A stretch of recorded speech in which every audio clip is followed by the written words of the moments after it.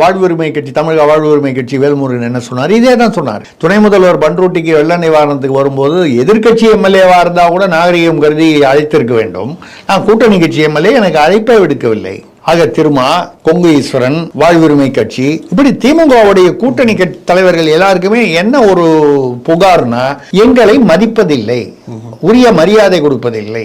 தேர்தல் வரும்போது எங்களை பயன்படுத்தி கொண்டு இப்பொழுது மற்ற சமயங்கள்ல ஆட்சி நிர்வாகத்தின் போது அவங்க அந்த எம்எல்ஏவா வந்துட்டு, அதுலயும் இப்போ வேல்முருகன் எல்லாம் பாத்தீங்கன்னா அவர் நின்னது உதயசூரியன் சின்னத்துல.